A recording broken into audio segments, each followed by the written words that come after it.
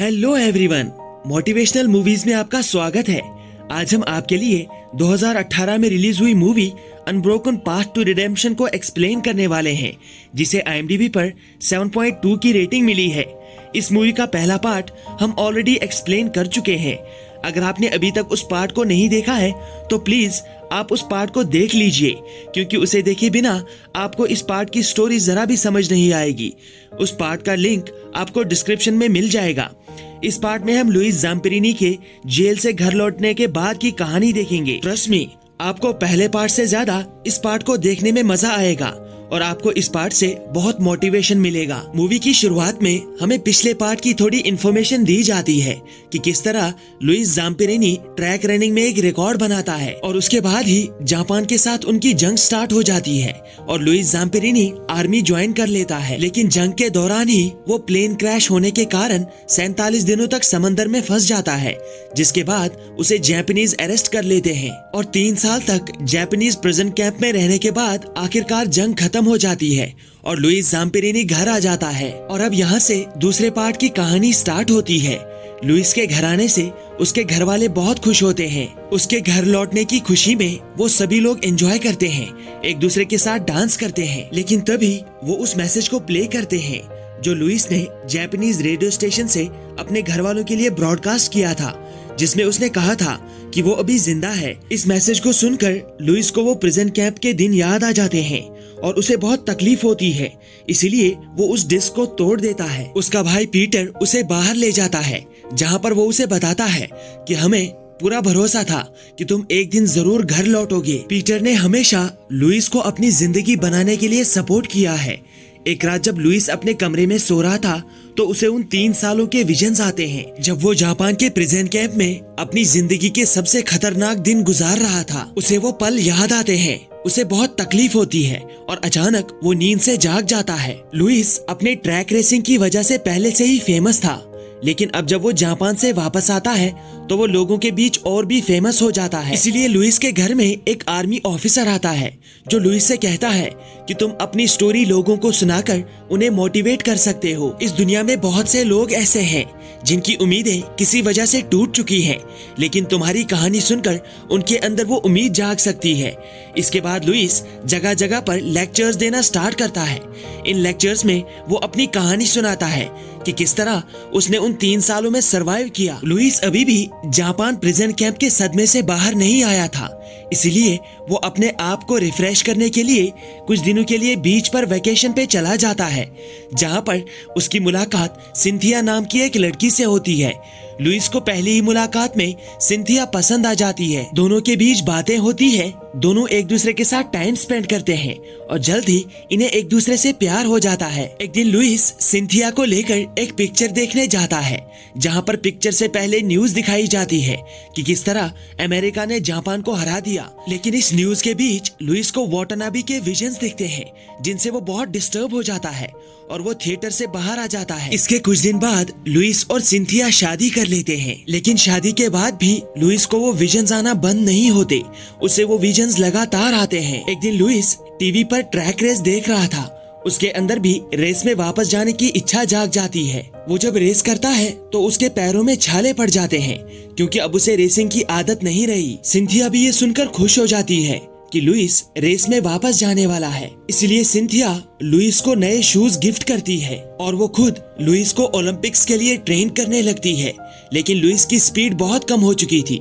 धीरे धीरे वो अपनी स्पीड बढ़ा लेता है। लुइस ने जो ट्रैक में रिकॉर्ड बनाया था, एक दिन वो उस रिकॉर्ड को तोड़ने के लिए वापस फील्ड पर आता है। एक लड़का जो कि रेस में चैंपियन होता है, वो लुइस के साथ कॉम्पीट करता है। लुइस उस लड़के को हरा देता है, लेकिन भागते भागते उसका पैर मुड़ जाता है। उसके पैर में मोच आ जाती है और वो नीचे गिर जाता है। उसकी एक हड्डी फ्रैक्चर हो जाती है। इससे पहले डॉक्टर ने लुइस को बताया था कि तुम्हारे पैर में चोट नहीं लगनी चाहिए, उसके बाद तुम कभी दौड़ नहीं पाओगे। लेकिन अब चोट लगने के बाद लुइस उदास हो जाता है, क्योंकि उसे समझ आ जाता है कि अब वो कभी ट्रैक पर वापस नहीं जा पाएगा। एक दिन घर पर सिंथिया लुइस के ट्रंक को खोलती है, जिसमें उसे लुइस की पुरानी फोटोज मिलती हैं, जब वो जापान के प्रिजन कैंप में बंद था। वहाँ पर लुइस बहुत कमजोर हो चुका था। उस फोटो को देखकर सिंथिया की आंखों में आंसू आ जाते हैं। लेकिन अब दिन ब दिन लुइस की हालत और भी खराब हो रही थी।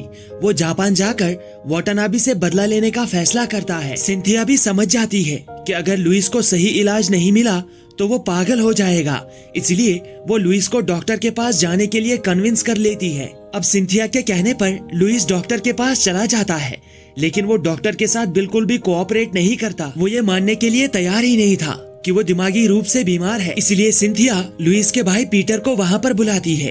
पीटर लुइस से मिलता है और उससे कहता है कि तुमने अपनी लाइफ में बहुत स्ट्रगल किया है, लेकिन अब तुम्हें वो सब कुछ भूल जाना चाहिए, क्योंकि अब तुम शादीशुदा हो। तुम्हें अपनी जिंदगी को अब फिर से ट्रैक पर लाना चाहिए। इसके बाद कुछ टाइम बीत जाता है और लुइस एक बेटी का बाप बन जाता है। लेकिन वाटानाबे से बदला लेने की आग अभी भी उसके दिल में दबी हुई थी और उस वजह से लुइस फ्रस्ट्रेट हो रहा था और वो सिंथिया से झगड़ा कर रहा था। और हद तो तब हो जाती है जब सिंथिया को लुइस के ट्रंक में से एक पिस्टल मिलती है। सिंथिया फिर से पीटर से बात करती है।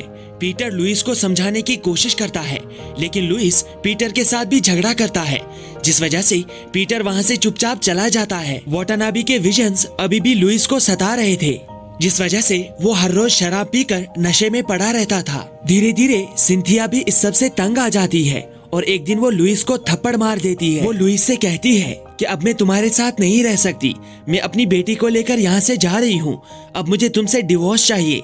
लेकिन थोड़ी देर बाद ही उसे रियलाइज होता है कि लुइस दिमागी रूप से बीमार है, इसलिए वो लुइस को समझाती है कि तुम्हें इस सब से बाहर आना होगा। मैं जानती हूँ कि तुमने बहुत कुछ सहा है, लेकिन अब तुम एक बेटी के बाप बन चुके हो। कल को तुम्हारी बेटी बड़ी हो जाएगी, मैं उसे कैसे बताऊंगी कि तुम्हारा बाप एक शराबी है। वो लुइस को बहुत समझाती है। सिंथिया लुइस को एक फादर के पास लेकर जाती है, जहाँ पर फादर लोगों को बाइबल का ज्ञान दे रहे थे। फादर कहता है कि इस दुनिया में हर तरह के लोग हैं, कोई किसी पर जुल्म करता है तो कोई वो जुल्म सहता है।